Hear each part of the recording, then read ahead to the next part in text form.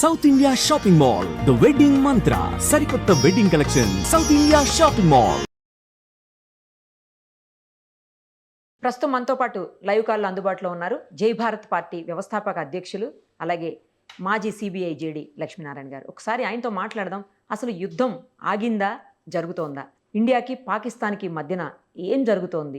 ఎవరెవరో ఎంటర్ అయ్యి ఏదేదో మాట్లాడుతున్నారు. అసలు ఏం జరుగుతుందనే దాని మీద ఎవ్వరికీ కూడా క్లారిటీ లేదు. ఒక్కసారి మనం లక్ష్మీనారాయణ గారితో మాట్లాడితే అందరికీ కూడా క్లారిటీ వచ్చేస్తుంది. సార్ నమస్తే అండి. నమస్తే నిరుపమ్ గారు. సార్ అసలు ఏం జరుగుతోంది? యుద్ధం ఆగిపోయింది, సీజ్ ఫైర్ అని చెప్పేసి ఇద్దరి మధ్యన ఒప్పందం అయిందని చెప్తున్నారు. మరోవైపు ట్రంప్ గారు అంతకు ముందే మన దగ్గర నుంచి అనౌన్స్మెంట్ రాక మునుపే ఆయన ఎక్స్లో ట్వీట్ చేశారు, యుద్ధం ఆగిపోతుంది, యుద్ధం నేనే ఆపాను అన్నట్టు. ఇంకో పక్కన పాల్ గారు మాట్లాడుతుంది, నేనే యుద్ధం ఆపేశాను అని చెప్పేసి. అసలు యుద్ధం ఆగిందా, ఆగలేదా? గతంలో ఇందిరాగాంధీ గారి వల్లనే పిఓకేని మనం ఇప్పటికీ స్వాధీనం చేసుకోలేకపోయామో. ఆవిడ తీసుకున్నటువంటి స్టెప్స్ వల్లే ఇప్పుడు ఎవరైతే మన ప్రధాని ఉన్నారో నరేంద్ర మోడీ గారు చాలా ఫాస్ట్గా డెసిషన్స్ తీసుకుంటున్నారు. ఈసారి ఖచ్చితంగా పిఓకేని మనం సొంతం చేసుకుంటాము, మనం గెలిచి తీరుతాం, యుద్ధంలో వెనక్కి తగ్గం, అసలు ఆపరేషన్ సింధూర్ కంటిన్యూ అవుతుంది అనుకున్నారు. మళ్ళీ సడన్గా యుద్ధం ఆగిపోయింది అనగానే ట్రోల్స్ మొదలైపోయినాయి. అప్పట్లో ఇందిరాగాంధీ గారే బాగా చేశారు, మోడీ గారు భయపడిపోయారు, మోడీ గారికి ఏం అసలు చేత కావట్లేదు, ఇలా మధ్యలో అర్ధాంతరంగా యుద్ధం ఆపేశారు, ఎంతోమంది సింధూరాన్ని బలి చేశారు, ఇలా రకరకాలైనటువంటి ట్రోల్స్ మొదలైనవి. అసలు యుద్ధం ఆగిందా, ఆగలేదా? ఎందుకంటే మన సైనికుల నుంచి కానీ లేకపోతే మన విదేశాంగ శాఖ మంత్రి నుంచి కానీ ఏది క్లారిటీగా రావట్లా. ఇంకోవైపు ఏమో వాళ్ళు వచ్చేసరికి పాకిస్తాన్ వాళ్ళు మాకు భయపడిపోయి భారత్ యుద్ధాన్ని ఆగిపేసింది, వాళ్ళే ఆపుకున్నారు అని చెప్పి వాళ్ళు చెప్తున్నారు. అసలు ఏం జరుగుతుంది, ఏంటి? సామాన్యులకి ఏమి అర్థమయ్యేటువంటి పరిస్థితి లేదు సార్. జరుగుతుందా యుద్ధం, జరగదా? జరిగితే ఒకవేళ ఎక్కడ జరుగుతుంది? ఈ సరిహద్దుల్లో అలాగే కంటిన్యూ అవుతుందా? ఎందుకు ఆపేశామంటున్నారు? అసలు పాక్ ఇండియా విషయంలో అమెరికా అధ్యక్షుడు ఎందుకు దూరాడు? ఎవరికి ఏం అర్థం కావట్లేదు. మీరు చెప్పండి సార్, అందరికీ క్లారిటీ వస్తుంది. ప్రపంచ పటం మారింది. ప్రపంచంలో కూడా ఒక దేశం మీద ఇతర దేశాల మీద ఆధారపడిన తత్వం పెరిగిపోయింది మధ్యలో. అంటే మనం గతంలో పోలిస్తే గతంలో రాష్ట్రాలు, దేశాలు వారి యొక్క ఉత్పాదన, వారి యొక్క ప్రొడక్షన్, వారి ప్రజలు వీరితో మాత్రమే అక్కడికే కన్ఫైన్ అయ్యింది. కానీ ఎప్పుడైతే లిబరలైజేషన్, గ్లోబలైజేషన్ అనేవి వచ్చాయో అప్పుడు ఏమైందంటే ప్రపంచం అంతా కూడా ఒకరి మీద ఒకరు ఆధారపడడం మొదలైంది. అందువల్ల ముఖ్యంగా వాణిజ్య సంబంధాలు కావచ్చు, ఎకనామిక్ డెవలప్మెంట్ కావచ్చు, ఇది ముఖ్యంగా ప్రధానమైన పాత్ర పోషించి ఇప్పుడు భూభాగాలను ఆక్రమించుకోవడం, లేకుంటే యుద్ధాలు చేయడం, వీటికన్నా అందరం కలిసి ఎలాగ అభివృద్ధి చెందుదామన్న మార్గంలో ప్రపంచం ముందుకు వెళుతోంది. అందువల్ల ఎప్పుడైనా కూడా ఈ యుద్ధాలు అన్న వాటిని నివారించే ప్రయత్నాలు జరుగుతుంటాయి. సో ఇప్పుడు మనం చూసుకుంటే ఈ ఏప్రిల్ 22న జరిగిన సంఘటన, ఆ తర్వాత భారతదేశం ప్రత్యుత్తరం ఇచ్చిన ఇది. భారతదేశం ఎప్పుడు కూడా మేము టెర్రరిజంకి అగేన్స్ట్ గాని మేము ఉగ్రవాదానికి వ్యతిరేకమని మాట్లాడుతుంటారు. పాకిస్తాన్ ప్రజలకు గాని వ్యతిరేకం కాదు, ఉగ్రవాదానికి వ్యతిరేకమని. అప్పుడు మనం వారి మీద సెలెక్టెడ్ టార్గెట్స్ అంటే 9 ప్రాంతాల్లో 21 టార్గెట్స్ మీద మనం స్ట్రైక్స్ చేయడం జరిగింది. ఆ తరువాత దానికి పాకిస్తాన్ స్పందించి వాళ్ళు మన లైన్ ఆఫ్ కంట్రోల్ మీద ఉన్న అనేక ప్రాంతాలలో ఆర్టిలరీ షెల్లింగ్ చేయడం వల్ల అందులో సుమారుగా 15 మంది మన ప్రజలు ప్రాణాలు పోగొట్టుకున్నారు. ఒక 45 నుంచి 50 మంది గాయపడ్డారు. దీనికి మళ్ళా రిప్లైగా భారతదేశం ఏం చేసిందంటే ఎందుకంటే ఇది మిలిటరీ చేసింది కాబట్టి, అప్పుడు టెర్రరిస్టులు చేశారు కాబట్టి టెర్రరిస్టుల మీద మనం స్ట్రైక్ చేసాం. ఇప్పుడు మిలిటరీ మన మీద చేసింది కాబట్టి మిలిటరీ యొక్క ఏవైతే ఎస్టాబ్లిష్మెంట్స్ ఉన్నాయో వాటి మీద స్ట్రైక్స్ చేయడం జరిగింది. సో ఆ విధంగా ఇక పాకిస్తాన్ మొదలుపెట్టింది. అంటే ప్రత్యుత్తరాలు జరిగాయి. ఆ తరువాత ఎప్పుడైతే 2 న్యూక్లియర్ దేశాల మధ్య ఈ విధంగా విభేదాలు రావడం అన్నది ప్రపంచంలో మొదటిసారి. ఇంతకు ముందు ఎప్పుడు కూడా 2 న్యూక్లియర్ వెపన్స్ ఉన్న దేశాలు కొట్టుకోలేదు. అంటే ఫర్ ఎగ్జాంపుల్ చైనా, భారతదేశం చూసినా ఇంతకు ముందు మీరు చూసుకుంటే 2018 తర్వాత గల్వాన్ లో జరిగిన ఇవన్నీ చూసుకున్నా కూడా అక్కడ కూడా 2 న్యూక్లియర్ పవర్స్ ఉన్న 2 దేశాలు.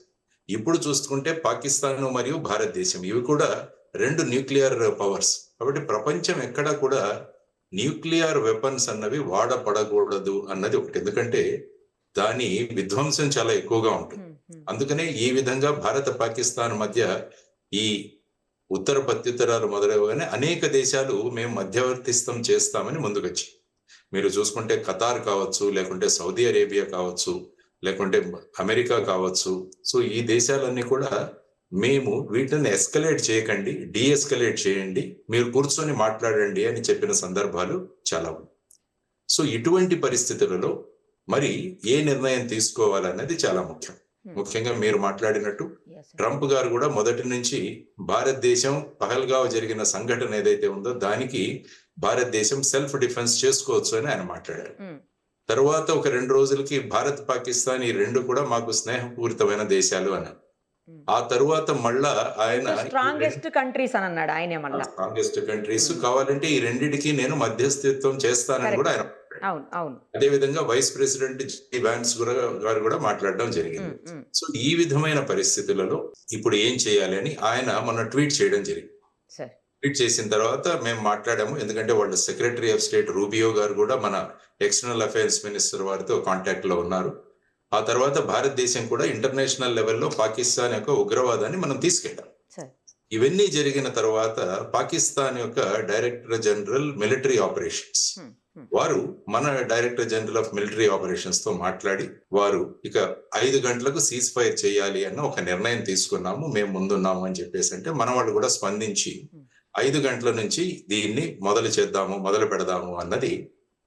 కానీ మళ్ళా 2-3 గంటల్లోనే పాకిస్తాన్ మళ్ళా ఈ విధమైన కవ్వింపు చర్యలకు మొదలుపెట్టింది. ఈ మధ్యలో ఏంటంటే చైనా యొక్క భూమికి ఒకసారి మనం చూడాలి. చైనా ఎక్కడ కూడా ఇంతవరకు ఓపెన్ గా మాట్లాడలేదు, కానీ మొట్టమొదటిసారిగా ఈ సీజ్ ఫైర్ ప్రకటనలు వచ్చిన తర్వాత చైనా వారు మాట్లాడారు ఏంటంటే పాకిస్తాన్ యొక్క సార్వభౌమత్వానికి ఎక్కడైనా ఇబ్బంది కలిగితే మేము చైనాతో ఉంటామని వాళ్ళు మాట్లాడారు. ఆ తర్వాత ఈ కవ్వింపు చర్యలు మొదలయ్యాయి. దాని ముందు ఒక్కసారి మీరు చూసుకుంటే ఇంటర్నేషనల్ మానిటరీ ఫండ్ లో పాకిస్తాన్ కి వాళ్లకు 2.5 బిలియన్లు ఇవ్వకండి అని చెప్పి భారతదేశం చాలా గట్టిగా పోరాటం చేసింది. గట్టిగా ఆర్గ్యుమెంట్స్ జరిగాయి. కానీ చివరికి భారతదేశం ఆ ఓటింగ్ నుంచి బయటికి కూడా వచ్చేసింది, అంటే వినట్ల. సో ఫైనల్ గా 2.5 బిలియన్ US డాలర్స్ పాకిస్తాన్ కి ఇవ్వడం జరిగింది. అంటే ఇప్పుడు ఎలా ఉంటుందంటే చైనా ఎప్పుడు కూడా పాకిస్తాన్ కు మాక్సిమం వెపన్స్ సప్లై చేసేది చైనా. యుద్ధ విమానాలు కావచ్చు, డ్రోన్లు కావచ్చు, లేకుంటే గన్స్ కావచ్చు, ఇవన్నీ కూడా చైనా నుంచి ప్రధానంగా వస్తాయి. ఎప్పుడైతే ఒక సుమారు 20,000 కోట్ల రూపాయలు చైనాకు IMF నుంచి వస్తుంది అంటే ఎప్పుడు కూడా చైనా ఎలా ఉంటుందంటే తన వ్యాపారం ఎలా పెంచుకోవాలని చూస్తుంది. దానికి ఒక చిన్న ఉదాహరణ ఇస్తాను. నరేంద్ర మోడీ గారు మన యోగా డే గురించి ఆయన విస్తృతంగా ప్రయత్నాలు చేశారు రాగానే. ఆ తర్వాత సుమారుగా 140 దేశాలు యోగా డే జరపడానికి తర్వాత యునైటెడ్ నేషన్స్ లోనే ఆమోదం తెలపడం జరిగింది. ఇది ఇలా ఉంటే చైనా ఎలా ఆలోచిస్తుందంటే ఇన్ని దేశాలు యోగా చేసుకోవాలంటే వాళ్ళకు యోగా మ్యాట్లు కావాలి. కాబట్టి వాళ్ళు 2 ఫ్యాక్టరీలు పెట్టారు అక్కడ చైనా, దేనికి యోగా మ్యాట్లు తయారు చేయడానికి. అంటే వాళ్ళు ఏ సందర్భం చూసినా ప్రపంచంలో తమ వ్యాపారం ఎలా ఉంటుంది అన్నదానికి ఒక ఉదాహరణ. అదే విధంగా ఇప్పుడు 2.5 బిలియన్ డాలర్స్ పాకిస్తాన్ కి వచ్చాయంటే ఇప్పుడు జరుగుతుంది యుద్ధం. కాబట్టి దీనిలో మనం ఏ విధంగా వాళ్ళ దగ్గర నుంచి దీన్ని సంపాదించుకోవచ్చు అన్న విషయంలో వెంటనే వాళ్ళ స్టేట్మెంట్ ఇవ్వడం జరిగింది. సో ఆ విధంగా జరిగిన తర్వాత ఆ రోజు రాత్రి మళ్ళా నిన్న చూసుకుంటే ఏం పెద్ద ప్రధానంగా ఏమి పెద్ద చర్యలు జరగలేదు. ఈ రోజు మళ్ళా ఇప్పుడు ఒక ఐ థింక్ 11 అయింది, 12 గంటలకు మళ్ళా 2 director generals of military operations వాళ్ళిద్దరూ హాట్ లైన్ లో మాట్లాడుకోబోతున్నారు. ఇది ప్రస్తుతం ఉన్న పరిస్థితి. సీజ్ ఫైర్ అన్నది ఎప్పుడు కూడా ఉంటుంది, ఎందుకంటే ఏదో ఒక చర్చలు, ఏదో ఒక ఐస్ బ్రేకింగ్ కావాలి. ఎందుకంటే యుద్ధాలు మీరు చూసుకుంటే నేను ఇంత ముందు చెప్పినట్టు యుద్ధం మొదలు పెట్టడం సులభం, కానీ దాన్ని ఎక్కడ ఆపాలో తెలియదు. ఇప్పుడు మీరు అనుకుంటే యుక్రెయిన్ రష్యా మధ్య 2014 నుంచి చిన్నవి మొదలయ్యాయి, కానీ గత 2.5 సంవత్సరాల నుంచి ఆ యుద్ధం కొనసాగుతూనే ఉంది. చూడండి, సుమారుగా 17,000 మంది చనిపోయారు అక్కడ. సో ఆ విధమైన పరిస్థితులలో మరి ట్రంప్ గారు ఎంత చెప్పినా కూడా మళ్ళా ఈ సీజ్ ఫైర్ టాక్స్ అన్నవి జరుగుతాయా జరగవా అన్న ఒక దీంట్లో సంభ్రమంలోనే ఉన్నాం. కాబట్టి ప్రపంచంలో ఏ యుద్ధాలు తీసుకున్నా right from World War I నుంచి తీసుకున్నా కూడా ఎక్కడో ఒక చోట దీనికి సమాప్తం పలికి చర్చకు ఎక్కడో కూర్చోవాలి అన్నది ఒక విషయం ఎప్పటి నుంచో జరుగుతోంది. అది కాకుండా 2 న్యూక్లియర్ పవర్స్ ఉన్న 2 దేశాలు ఈ విధంగా కొట్టుకుంటూ పోతుంటే అవి ఎక్కడి వరకు వెళతాయి అన్నది మనం చెప్పలేనన్న ఈ సందర్భం. ఆ తర్వాత ఇక సోషల్ మీడియా గురించి మీకు తెలిసిందే, ఎందుకంటే దీన్ని సైకాలజీ థియరీలో థ్రిల్ సైకాలజీ అంటారు. థ్రిల్ సైకాలజీ అంటే ఏదో ఒక జరిగి మనకు థ్రిల్ రావాలి. అంటే ఇప్పుడు ఫర్ ఎగ్జాంపుల్ అభూత కల్పనలు ఉన్న సినిమాలు చూసినా కూడా మనం చాలా ఉత్తేజితులు అవుతాం. అంటే ఆ థ్రిల్ వస్తుంది మనకి. తర్వాత జనరల్ గా చాలా మందికి వార్ మాంగరింగ్ సైకాలజీ కూడా అంటే యుద్ధం రావాలి మనం చూడాలి అన్న సందర్భంలో సో వీరు ఏం చేశారంటే ఈ సోషల్ మీడియా లో విపరీతమైన ట్రోలింగ్ మీరు చెప్పినట్టు మొదలు పెట్టారు. ఈవెన్ మన విక్రమ్ మిస్త్రీ గారి నుంచి కూడా అతి దారుణంగా ట్రోలింగ్ జరిగింది. ఆయన అయితే పాపం ఆయన అకౌంట్ ఆయనే స్టాప్ చేసేసుకున్నారు సార్, సీజ్ చేసుకున్నాడు ఆయన అకౌంట్ ఆయన. అంటే ఏమైందంటే ఈ విధమైన పరిస్థితులు ఉంటాయన్నమాట. అంటే సోషల్ మీడియా వచ్చాక ప్రతి ఒక్కరికి వాక్ స్వాతంత్రం ఉందని చెప్పేసి ఏదైనా మాట్లాడొచ్చు. ఇంకా ప్రాచుర్యం పొందడానికి ఎంత తిడితే అంత మేము ఫేమస్ అవుతాం అన్నది ఒక కొత్త కాన్సెప్ట్. సో ఆ విధంగా చూసుకుంటూ పోతుంటే పాపం విక్రమ్ మిస్త్రీ గారిని ట్రోల్ చేస్తే ఈవెన్ ఐఏఎస్ ఐపీఎస్ అసోసియేషన్ కూడా మేము మీతో ఉన్నాము అని చెప్పి వారు ప్రకటన చేయడం జరిగింది. ఆ తర్వాత మీరు చూసుకుంటే ఎందుకంటే మిస్త్రీ గారు తన సొంత అభిప్రాయాలను అక్కడ ఏం వ్యక్తం చేయట్లేదు. ఆయన వ్యక్తం చేస్తుంది ప్రభుత్వం యొక్క అభిప్రాయాలని. ఆయన వచ్చి ఒక స్పోక్స్ పర్సన్ గా ఆయన మాట్లాడుతారు. సో ఈ విధంగా ఇద్దరు వ్యోమికా సింగ్ కావచ్చు, ఈ అమ్మాయి కురేషి కావచ్చు, వీరు కూడా ప్రభుత్వం యొక్క విధానాలను ఆర్మీ విధానాలను వాళ్ళు ప్రజలకు తెలియజేయాలి. లేకుంటే టీవీ ఛానల్స్ లో రకరకాల వార్తలు వస్తుంటాయి కాబట్టి నిజం ఏంటి సత్యం ఏంటి అని తెలియడం కూడా చాలా ముఖ్యం. సో ఆ విధంగా వాళ్ళు మాట్లాడుతున్నారు. సో ఇప్పుడు మీరు అన్నట్టు 1971 కంపారిజన్ జరుగుతుందని మీరు అన్నారు. 1971 కంపారిజన్ అంటే మనం బంగ్లాదేశ్ లిబరేషన్. యాక్చువల్ గా బంగ్లాదేశ్ యుద్ధం అన్నది ఆల్మోస్ట్ 6 నెలల పూర్వం మొదలైంది. అప్పుడు శామ్ మానిక్ షా గారని he was the general of Indian army. ఇప్పుడు ఇందిరాగాంధీ గారు వారిని పిలిచి వెంటనే మనం బంగ్లాదేశ్ లోకి వెళ్ళాలి అంటే ఆయన నేను వెళ్ళను అన్నారు. ఎందుకంటే బంగ్లాదేశ్ కు వెళ్ళడానికి చాలా మనం సిద్ధం అవ్వాలి ఇప్పుడు. ఎందుకంటే చాలా నా ఆర్మీ అంతా కూడా వెస్ట్ బెంగాల్ మిగతా రాష్ట్రాల్లో డిప్లాయ్, వీళ్ళందరినీ కూడా నేను పోగు చేయాలి. తరువాత వచ్చేసి ఇది మనము ధాన్యాన్ని అనేక ప్రాంతాలకు పంపించే సమయం కాబట్టి వాటన్నింటినీ ఆపేసి సైనికులను అక్కడ మూవ్ చేయాలి. తరువాత బంగ్లాదేశ్ లో ఇప్పుడు ఈ వర్షం రాబోతుంది. వర్షకాలంలో మనం వెళ్ళి అక్కడ చిక్కుకుంటామని ఆయన చెప్పి సుమారుగా 6 నెలల తర్వాత అక్కడికి వెళ్ళారు. వెళ్ళిన తర్వాత 14 రోజుల్లో ఆ యుద్ధం ముగిసింది. సుమారుగా 94,000 మంది ప్రిజనర్స్ ఆఫ్ వార్ పట్టుకోవడం జరిగింది. ఆ తర్వాత జరిగింది. అక్కడ ఏంటంటే ముఖ్యంగా బంగ్లాదేశ్ లో అక్కడి ప్రజలు ప్రభుత్వానికి వ్యతిరేకంగా తిరుగుబాటు చేశారు. ముజిబుర్ రెహమాన్ వారి అధ్యక్షతన అక్కడి ప్రజలు వారు తిరుగుబాటు చేశారు. అలా తిరుగుబాటు చేస్తున్న ప్రజలకు మనం వెళ్ళి మద్దతు ఇచ్చాం. అప్పుడు ఏంటంటే అది సులభమైంది మనకి. ఇప్పుడు అదే మీరు పాకిస్తాన్ ఆక్యుపైడ్ కాశ్మీర్ లోకి వస్తే అలాంటి తిరుగుబాటు లేదు. అలాంటి తిరుగుబాటు అన్నది ఓపెన్ గా లేదు. సపోజ్ అలాంటి తిరుగుబాటు వచ్చినప్పుడు మనం వెళ్ళి వాళ్లకు మద్దతు ఇస్తే అప్పుడు ఏమవుతుందంటే దాన్ని తీసుకునే అవసరం. ఇప్పుడు ఏమాత్రం అక్కడ చూసుకుంటే మీరు ఒక్కసారి పిఓకే గురించి ఆలోచిస్తే యాక్చువల్ గా మనకు హరి సింగ్ గారు ఆ హిస్టరీ తెలుసు మీకు, పిఓకే ఎలా సంభవించిందని. ఆ తర్వాత జనవరిలో మనం యునైటెడ్ నేషన్స్ కి ఈ సమస్యను తీసుకువెళ్ళడం జరిగింది అప్పటి ప్రధాని జవహర్ లాల్ నెహ్రూ గారు. ఆ తర్వాత ఏప్రిల్లో ఒక రిజల్యూషన్ 47 అని ఒకటి పాస్ చేశారు. ఆ రిజల్యూషన్ 47 లో ఏముందంటే పాకిస్తాన్ ఆక్రమిత భాగాల నుంచి వాళ్ళ సైన్యాలను తీసుకుని తగ్గించాలి, వాళ్ళ వెనక్కి వెళ్ళిపోవాలి. రెండవది వచ్చేసి భారతదేశం అక్కడ కొంత లిమిటెడ్ సంఖ్యలో అక్కడ వాళ్ళ ఆర్మీని డిప్లాయ్ చేయాలి. మూడవది ఆ ప్రాంతంలో ఒక ప్లెబిసైట్ నిర్వహించాలి, అంటే ప్రజల యొక్క అభిప్రాయం సేకరించి దాన్ని బట్టి నిర్ణయం తీసుకోవాలని జరిగింది. కానీ పాకిస్తాన్ సైన్యాలు అక్కడ నుంచి తప్పుకోలేదు. ఆ తరువాత కరాచీ ఒప్పందం అని జరిగింది. అందులో ఏమైందంటే దీనిని సీజ్ ఫైర్ లైన్ అని డిక్లేర్ చేశారు. ఎక్కడైతే పాకిస్తాన్ సైన్యాలు ఆగిపోయాయో అక్కడ సీజ్ ఫైర్ లైన్. ఆ తర్వాత సిమ్లా అగ్రిమెంట్ తర్వాత దాన్ని ఎల్ఓసి అన్నాం మనం, లైన్ ఆఫ్ కంట్రోల్. ఇది ప్రస్తుతం ఉన్న పరిస్థితి. సో మనం ఆల్రెడీ ఈ రిజల్యూషన్ 47 అన్నది యునైటెడ్ నేషన్స్ లో పెండింగ్ ఉంది. సో మొన్న ఐ థింక్ 2020 సంవత్సరంలో అనుకుంటాను భారతదేశం మా ఫిజికల్ ఎక్స్పాన్షన్ కి మాకు కావాలి అని చెప్పేసి వాళ్ళు ఒక ప్రకటన చేశారు యునైటెడ్.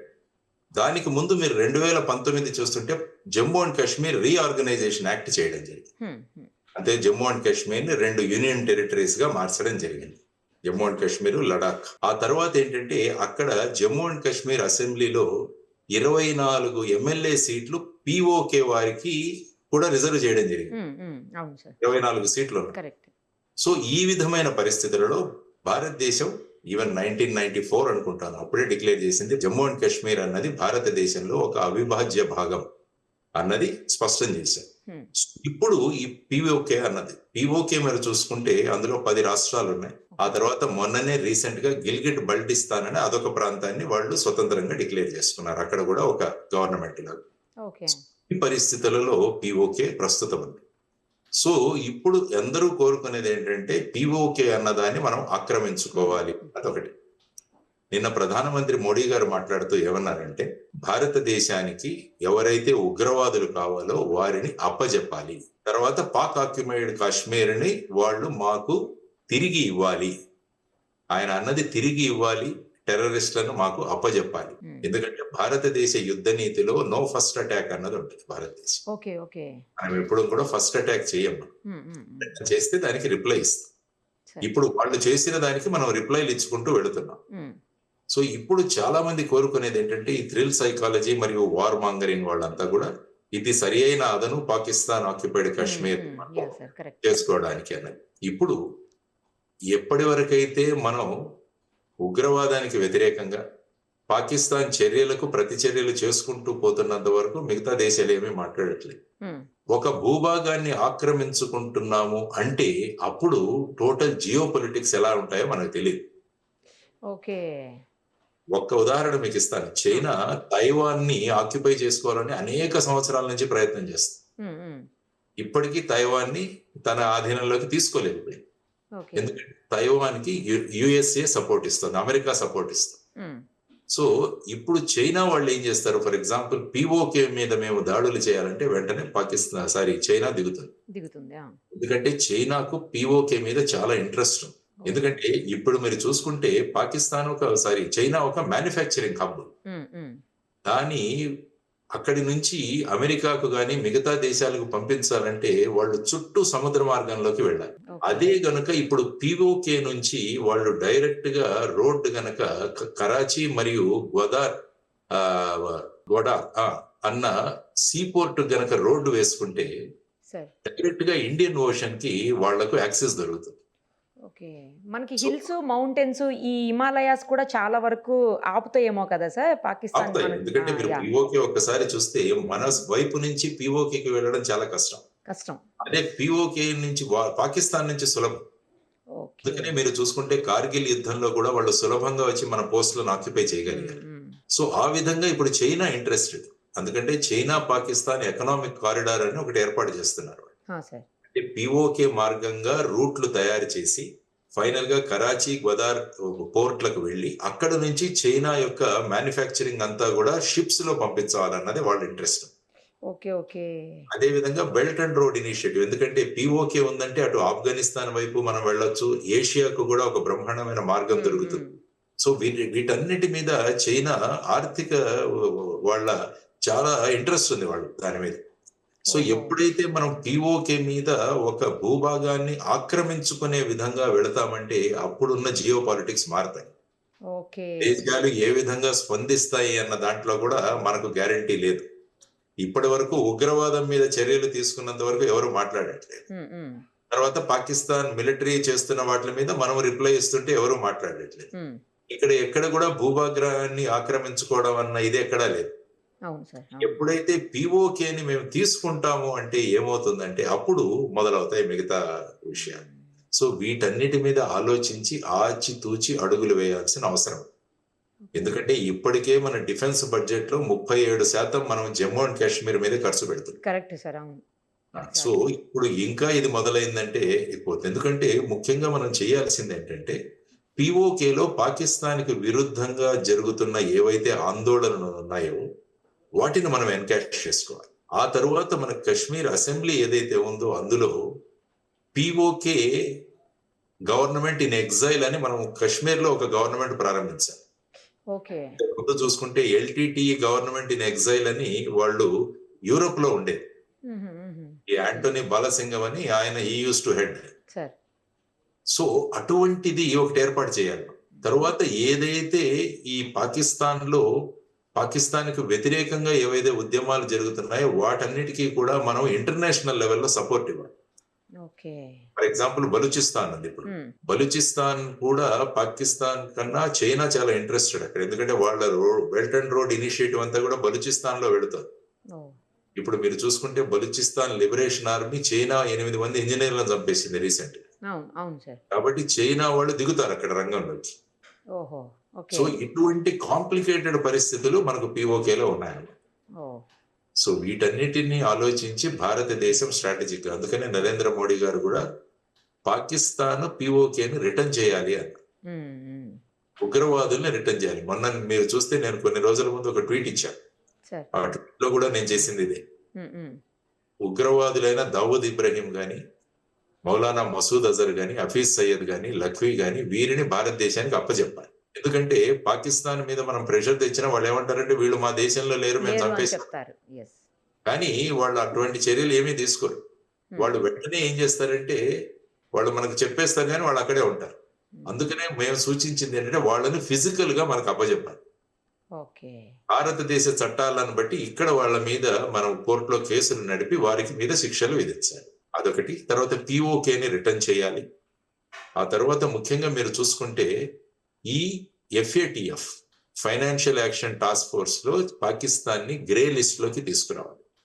వాళ్ళు ఉగ్రవాదం మీద చర్యలు తీసుకునేంత వరకు ఇది FATF లో పెడితే వాళ్ళకు వచ్చే ఈ శాంక్షన్స్ ఏవైతే ఉంటాయి అంటే వాళ్ళకు వచ్చే ఆర్థిక సహాయం ఏదైతే ఉంటుందో దాని మీద అంత సులభంగా అవ్వదు.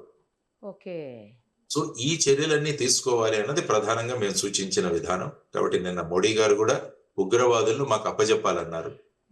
ఆ తర్వాత వచ్చేసి పాకిస్తాన్ ఆక్యుపైడ్ కాశ్మీర్ ను మనకు రిటర్న్ చేయాలి అని వారు అన్నారు. సో ఇప్పుడు మనం అర్థం చేసుకోవాల్సింది అంటే ప్రజలు ఇది ఆవేశాలకు వీటిలకు వెళ్లాల్సిన సందర్భం కాదు. ఎందుకంటే మనం ఎలాగుంటామంటే మనకు పెద్ద విషయం తెలియకపోయినా కూడా మనం సలహాలు ఇస్తుంది. ప్రజలు ఎమోషన్స్ తో మాట్లాడుతుంటారు. ఎక్కడైనా ఈ T20 మ్యాచ్లు జరుగుతున్నప్పుడు అప్పట్లో జరిగినప్పుడు సచిన్ తెందూల్కర్ అవుట్ అవగానే ఇక్కడ చూస్తున్న వాళ్ళు చాలా మంది ఆ షాట్ ఆడకుండా ఉండాల్సింది, దాన్ని పక్కకు డిఫ్లెక్ట్ చేసి ఉండాల్సింది, దాన్ని డిఫెన్స్ గా ఆడాల్సింది. ఇలా అతను పారంగతుడు, అందులో నిష్ణాతుడు క్రికెట్ లో. ఏమీ తెలియని వాళ్ళు మనం ఇక్కడ కూర్చొని సలహా ఇస్తుంటాం. ఇప్పుడు సోషల్ మీడియా కూడా అదే ప్లాట్ఫామ్. మనకు అక్కడ జరిగే జియో పాలిటిక్స్ తెలియవు, మిగతా అక్కడ ఉన్న ప్రపంచ దేశాల యొక్క మన ఆర్థిక పరిస్థితి ఎలా ఉంది, మన ఆర్థికంగా ముందుకు వెళ్ళాలంటే ఇది ఎలాగా మనకు అబ్స్ట్రక్షన్ అవుతుంది, ఇదేమీ ఆలోచించరు. కానీ ఆ thrill psychology and war mongering సైకాలజీతో మీరు చెప్తున్నట్టు ఆ ట్వీట్లు కానీ లేకుంటే ఈ సోషల్ మీడియా పోస్టులు కూడా ఎప్పుడైనా సమర్థవంతమైన నాయకత్వం ఉన్నప్పుడు నిర్ణయం తీసుకునే అధికారం వాళ్ళకి ఇవ్వాలి. అందుకని ఇప్పుడు మీరు చూసుకుంటే కాంగ్రెస్ వారు కూడా ఒక స్పెషల్ సెషన్ ఒకటి ఏర్పాటు చేయాలని అడుగుతారు పార్లమెంట్, చర్చి ఇందులో అనేక విషయాలు చర్చిద్దామని వాళ్ళు అంటున్నారు. కాబట్టి ఆ దిశగా, ఎందుకంటే పాకిస్తాన్ అసెంబ్లీ కూడా వాళ్ళు కూడా అసెంబ్లీ అయ్యారు. అవును సార్. ఇక్కడ కూడా జరిగి ఏ విధంగా మీరు యుద్ధం ప్రారంభించినప్పుడు ఏ విధంగా ఆల్ పార్టీ మీటింగ్ పిలిచారో, సీజ్ ఫైర్ గానీ చర్చలు ఈ సందర్భంగా కూడా అందరినీ కాన్ఫిడెన్స్ లోకి తీసుకుని మీరు ముందుకు వెళ్ళాలి అన్నది కూడా వాళ్ళ దగ్గర నుంచి డిమాండ్ వస్తుంది. సబబైన demand, there is no doubt. అందరం కలిసి ఉన్నాం ఇంతవరకు, దీన్ని ముందుకు ఎలా తీసుకువెళ్లాలన్న దాంట్లో కూడా అందరం కలిసి కనుక నిర్ణయం తీసుకుంటే బాగుంటుంది అన్నది ఒక చర్చ జరుగుతుంది. కాబట్టి మీ ద్వారా ఈ సోషల్ మీడియాలో స్పందిస్తున్న వాళ్ళు అనవసరంగా వీళ్లను అటు మిస్త్రీ గారు కానీ, ఇటు ఖురేషీ గారు కానీ, లేకుంటే వ్యోమికా సింగ్ గారు కానీ వీళ్లను ట్రోల్ చేయడం, ఇలాంటివన్నీ కూడా తర్వాత ప్రధాని గారిని ట్రోల్ చేయడం, ఇవన్నీ కూడా అసలు. కాబట్టి ఇప్పుడు ఏం చేయాలంటే ప్రభుత్వం కూడా ఇలాంటి ట్రోలర్స్ ని ఒక 10 మంది మీద యాక్షన్ తీసుకోవాలి. వెంటనే ఎవరో పట్టుకొని వాళ్ళని కనుక చర్యలు తీసుకుంటే తర్వాత వీటిని ఆధార్ కూడా లింక్ చేసి పెట్టాలి. రిజిస్టర్ చేసినప్పుడు ఎవరెవరు వీళ్ళు ఉన్నారని వాళ్ళ, ఎందుకంటే చాలా మంది భయపడి వాళ్ళ వేరే పేర్లతో జాయిన్ అయిపోతాం. అన్ని ఫాల్స్ డీటెయిల్స్ ఇచ్చేసి వాడు జాయిన్ అవుతాడు. రేపు ఎక్కడైనా ట్రేస్ చేయాలన్నా కూడా కష్టం అవుతుంది. ఈ విధమైన టాక్టిక్స్ తో వెళుతున్నారు. ఆ తర్వాత మనం పాకిస్తాన్ సోషల్ మీడియాను కూడా మనం రూల్ అవుట్ చేయలేం. ఎందుకంటే వాళ్ళు ఎక్కడ కూర్చొని కూడా భారతదేశాన్ని రెచ్చగొట్టచ్చు మళ్ళీ. ఎందుకంటే భారతదేశం ఆర్థికంగా ముందుకు వెళ్ళకూడదు అన్నది పాకిస్తాన్ యొక్క కుట్ర. దానికోసం ఇలా సోషల్ మీడియాలో ఈ విధంగా ప్రధానిని గాని మిగతా వాళ్ళని గాని నిరుత్సాహపరుస్తూ ఈ విధంగా చేస్తే ఏమవుతుందంటే మళ్ళా ఒక సైకలాజికల్ రోడ్ బ్లాక్ ఏర్పడే ప్రమాదం. సో వాటి మీద ఇది పాకిస్తాన్ యొక్క చర్య కూడా అని భావించవచ్చు. కరెక్ట్ వాళ్ళు- సార్ మీరు అన్నది. ఎస్, ఎందుకంటే సోషల్ మీడియాలో ఎక్కడి నుంచైనా మనం ఉంటాం, ఇప్పుడు పెట్టొచ్చు కామెంట్స్ ఏమన్నా, కరెక్ట్ కరెక్ట్ కరెక్ట్. భారతదేశంలో ఉన్న వాళ్ళే పట్టాలని లేదు. సో ఇదంతా కూడా ఈ సైబర్ వారు, సైవారు అంటే సైకలాజికల్ వార్ఫేర్ జరుగుతుంటుంది మోస్ట్. ఇందులో ఒక భాగమే.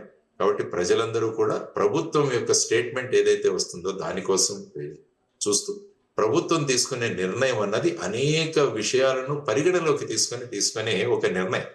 కాబట్టి నిర్ణయానికి మనం ఉంటాం ఎప్పుడు కూడా. ఈవెన్ పార్లమెంట్ లో కూడా ఖచ్చితంగా మోడీ గారు, అమిత్ షా గారు ప్రకటించారు, పాక్ ఆక్యుపైడ్ కాశ్మీర్ అన్నది భారతదేశం భూభాగం అని వాళ్ళు స్పష్టంగా చెప్పారు. దాన్ని ఎలా తీసుకురావాలి అన్నది వాళ్ళకు వదిలేద్దాం, నిర్ణయం తీసుకుంటారు. అందుకనే 24 సీట్లు పిఓకేవి జమ్మూ అండ్ కాశ్మీర్ అసెంబ్లీలో వాళ్ళు ఇచ్చారు. అవును అవును సార్. ఇవన్నీ తీసుకుంటే దాని వెనుక ఉద్దేశం ఏంటో మనకు తెలుస్తుంది. దాన్ని ఎలా తెచ్చుకోవాలి అన్నది మన స్ట్రాటజీ మీద ఆధారపడి. War is always a last option. ఎందుకంటే మీరు ప్రపంచ చరిత్రలో ఉన్న యుద్ధాలు తీసుకుంటే లక్షల మంది చనిపోయారు యాక్చువల్గా చూసుకుంటే, వరల్డ్ వార్ నుంచి చూసుకుంటే. కాబట్టి అటువంటివి రాకుండా తర్వాత వచ్చేసి మన ఎకనామిక్ ప్రోగ్రెస్, మన ఆర్థికంగా మన పురోగతి కూడా, అది కూడా ఎక్కడా కూడా ఆగిపోకూడదు అన్నది కూడా ఒకటి. సో వీటన్నిటిని పరిగణలోకి తీసుకొని ప్రజలు సంయమం పాటించి ప్రభుత్వ నిర్ణయాలను మీరు పాజిటివ్ గా మీరు సలహాలు ఇవ్వండి. There is no doubt. Positive సలహాలు ఇవ్వండి. రెచ్చగొట్టే ధోరణిలో ఈ విధంగా సైకలాజికల్ గా ఈ విధంగా చేయడము, లేకుంటే ట్రోల్ చేయడం అన్నది మానుకోవాలి అన్నది మనం అందరం కూడా గమనించాల్సిన విషయం. సార్ ఇప్పుడు మీరన్నట్లు పాక్ ఆక్యుపైడ్ కాశ్మీర్ ఏదైతే ఉందో అది మన భూభాగం, మన దేశానికి సంబంధించింది, మనది. అది మనది మనం తీసుకుంటుంటే ఈ ఇతర దేశాలకి, సంబంధం లేని దేశాలకి ఎందుకు సార్ అంత బాధ? అంటే అంత స్వార్థమా వాళ్లకు? నాకు అర్థం కావట్లేదు. అంటే ఏంటంటే మనము యునైటెడ్ నేషన్స్ కు వెళ్ళాం. 1948వ సంవత్సరంలో యునైటెడ్ నేషన్ కి తీసుకువెళ్ళాను. యునైటెడ్ నేషన్స్ వాళ్ళు ఏమన్నారంటే దానికి ఒక విధానం ప్రవేశపెట్టారు. అక్కడ ఒక ప్లెబిసైట్ జరపాలి అన్నారు. సో ఇప్పుడు ఈ భూభాగాన్ని ఎలా తీసుకోవాలి అన్న దాని మీద ఆధారపడి మన భూభాగమే, దెర్ ఇస్ నాట్. వాళ్ళు కూడా అంటున్నారు అది మాది ఆజాద్ కాశ్మీర్ అంటారు వాళ్ళు, అది మా భూభాగం అంటారు. సో వాళ్ళు ఏమంటారంటే ఇది మా భూభాగం అంటారు, మనం అంటాం ఇది మా భూభాగం. కాబట్టి దీని మీద ఒక కాన్ఫ్లిక్ట్ ఉంది అక్కడ. ఆ భూభాగం గురించి ఒక కాన్ఫ్లిక్ట్ ఉంది. కాబట్టి ఈ కాన్ఫ్లిక్ట్ ని మనం ఎలా చేయాలి అన్న దాని గురించి ఒకటి ఆధారం. మరి పిఓకేలో ఉన్న వాళ్ళంతా కూడా భారతదేశానికి మద్దతు ఇస్తున్నారంటే అది కూడా ఒక క్వశ్చన్ మార్క్. అందుకని నేను బంగ్లాదేశ్ ఉదాహరణ ఎందుకు ఇచ్చానంటే అక్కడ పాకిస్తాన్ సైన్యానికి వ్యతిరేకంగా ఒక తిరుగుబాటు జరిగింది. ఆ తిరుగుబాటు జరిగినప్పుడు మనం వెళ్ళి వాళ్ళకి మద్దతు ప్రకటించి సైన్యాలను ఓడించి వారి భూభాగాన్ని వాళ్ళకి ఇచ్చాం. పాకిస్తాన్ నుంచి లిబరేట్ చేశాం. ఎందుకంటే అక్కడ లోకల్ గా ప్రజల మద్దతు ఉంది. ఇప్పుడు అటువంటి మద్దతును మనం సంపాదించగలగాలి. ఇంటర్నేషనల్ ప్రెషర్స్ అది చాలా ముఖ్యం. అప్పుడు ఈజీ అయిపోతుంది. ఎందుకంటే ఎప్పుడైతే యుద్ధంలో దిగుతామో ఆ తర్వాత పర్యవసనం ఎలా ఉంటుందో మనం ఇప్పుడే చెప్పలేము. ఇప్పుడు డైరెక్ట్ గా చైనా దిగుతుందా రంగంలోకి, మరి ఇంకా ఎవరెవరు దిగుతారు, ఇవన్నీ కూడా వస్తాయి పరిగణ. సో ఆ విధమైన పరిస్థితులలో దాన్ని వెనక్కి ఇచ్చేయాలి అని ప్రధానమంత్రి గారు ఏదైతే అన్నారో అది కరెక్ట్. ఆయన స్పష్టంగా చెప్పారు. జేడీ వ్యాన్స్ గారికి కూడా వారి ఇచ్చిన తర్వాత మన ఆర్మ్డ్ ఫోర్సెస్ కి స్పష్టంగా ఇచ్చారు. వహాసే గోలీ ఆయతో యహాసే హమ్ గోలీబార్ కరేంగే, గోలాబార్ కరేంగే. అంటే మీరు అక్కడి నుంచి తూటాలు పంపిస్తే మేము బాంబులు వేస్తామన్నారు. సో ఆ విధంగా స్పష్టంగా ఆయన సూచన ఇచ్చారు. ఎందుకంటే డిఫెన్స్ ఫోర్సెస్ యొక్క మొరేల్ కూడా మెయింటైన్ చేయడం చాలా అవసరం. ఎందుకంటే వాళ్ళు ఫీల్డ్ లో ఉంటారు, ఆ బార్డర్ లో ఉంటారు. సో వాళ్ళకు కూడా అక్కడ జరుగుతున్న చర్యలకు మనం కౌంటర్ చర్యలు చేయండి అని మనం స్పష్టంగా ఇవ్వాల్సిన అటువంటి డైరెక్షన్స్ స్పష్టంగా ఇవ్వడం జరిగింది. సో ఇప్పుడు మిగిలిన ప్రశ్న పాక్ ఆక్యుపైడ్ కాశ్మీర్ ని ఏం చేయాలి, తర్వాత ఇప్పుడు జరుగుతున్న వాటిని ఏ విధంగా ముందుకు తీసుకువెళ్ళాలి అన్న దాని గురించి ఇప్పుడు చర్చ జరుగుతుంది. చూద్దాం 12 గంటలకు ఏమవుతుందో. Directorate general of military operations మధ్య జరిగే సంభాషణలు, చర్చలు అంటే పాకిస్తాన్ వాళ్ళు వాళ్ళ వ్యూ పాయింట్స్, భారతదేశం మన వ్యూ పాయింట్స్ రెండు అక్కడ ఉంచుతాం. ఆ తర్వాత సీజ్ ఫైర్ ఎక్స్టెండ్ అవుతుందా, సీజ్ ఫైర్ వైలేషన్ అయితే మళ్ళా మనం దానికి ప్రత్యుత్తరం ఇస్తాం. There is no doubt. కాబట్టి ఎప్పుడు కూడా ఇప్పుడు the ball is in Pakistan court. వాళ్ళు ధ్వంసం కావాలనుకుంటున్నారా, భారతదేశం సిద్ధంగా ఉంటుంది, అది వాళ్ళ చేతుల్లో. సో వాళ్ళు ఏం నిర్ణయం తీసుకుంటారన్న దాని మీద ఆధారపడి ఉంటుంది. ఆ తర్వాత చర్చలు ఏవైతే జరుగుతాయో ఆ చర్చల సందర్భంగా భారతదేశం ఏ పాయింట్లు ముందు ఉంచబోతుంటుంది అన్నది కూడా చూడాలి. సో దాని మీద ఈ పర్మనెంట్ పీస్ ఏదైతే ఉందో ఈ ప్రాంతంలో అది ఆధారపడి ఉంటుంది. దానికి సమయం పడుతుంది. అంత త్వరగా ఏదో మనం ఇంటి పక్క ఉన్న వాళ్ళ గొడవలే చాలా రోజులు పడతాయి, సంవత్సరాలు పడతాయి సార్. సంవత్సరాలు పడతాయి. కోర్టులకు వెళ్తారు, అవుతాయి అవన్నీ. అవును. ఇది దేశానికి సంబంధించిన పెద్ద ప్రశ్న. కాబట్టి ఈ ప్రశ్న 2 రోజుల్లో T20 క్రికెట్ మ్యాచ్ లాగా, లేదంటే IPL లాగా ఒక నెలలో అయిపోవాలి, 20 ఓవర్లో అయిపోవాలనుకుంటే కుదరదు. అంతా కూడా చర్చలు జరగాలి. అంతర్జాతీయంలో ఉన్న దేశాలన్నిటి కూడా వాటిలో మద్దతును కూడా కట్టుకోవాలి. ఆ తర్వాత లోకల్ ప్రజల యొక్క మద్దతును కూడా మనం కూడా కట్టుకోవాలి. ఎందుకంటే అక్కడ ఉగ్రవాద కార్యక్రమాలు చాలా జరుగుతున్నాయి. అక్కడ వాళ్ళు బేసిక్ గా POK ఉన్న ప్రజలను చాలా మందిని యాంటీ ఇండియన్ గా తయారు చేసి పెట్టున్నారు వాళ్ళు ఆల్రెడీ, వాళ్ళ యొక్క ఉనికి కోసం. వాళ్ళను మళ్ళా బ్రెయిన్ వాష్ చేసి మనం వాళ్ళని మళ్ళా మన సైడ్కి తెచ్చుకోవాలి. దానికి ప్రభుత్వం చేయాల్సింది ఏంటంటే కాశ్మీర్ను బ్రహ్మాండంగా డెవలప్ చేయాలి. ఎప్పుడైతే కాశ్మీర్ ప్రాంతం బ్రహ్మాండంగా అభివృద్ధి చెందుతుందో, అదే ప్రక్రియలో ఉన్నాం. అప్పుడు ఏమవుతుందంటే ఇక్కడ ఈర్ష్య మొదలవుతుంది POKలో ఉన్న వాళ్ళకి. వాళ్ళు ఇంత చక్కగా ఉన్నారు, మనం భారతదేశంలో వెళ్ళిపోతే బాగుంటుంది కదా అని ఒక్క బీజాన్ని మనం నాటాలి. అప్పుడు ఏమవుతుందంటే మనకు ఏ విధంగా బంగ్లాదేశ్ లో విప్లవం జరిగిందో ఆ విధంగా అక్కడ కూడా వాళ్ళు ఉద్యమిస్తున్నప్పుడు అప్పుడు మనం వాళ్ళకి సపోర్ట్ చేస్తే దాన్ని ఈజీగా మన భూభాగంలో కలుపుకోవడానికి ఆస్కారం. కాబట్టి ఈ విధమైన గేమ్ ప్లాన్ అన్నది భారతదేశం అమలు చేయాలన్నది మనం అనుకుంటున్న విషయం. సార్, ఇప్పుడు 1971లో వార్ జరిగినప్పుడు 1,00,000 మంది పైగా చనిపోయారని అంటున్నారు. నిజమేనా సార్? అది సోషల్ మీడియాలో వైరల్ అవుతుంది, కరెక్టేనా? 1,00,000 కాదు, సుమారుగా 15 లక్షల దాకా. ఎందుకంటే 6 నెలలు జరిగింది. 1,00,000 మంది సైనికులే చనిపోయారని అంటున్నారు సార్, నిజమా?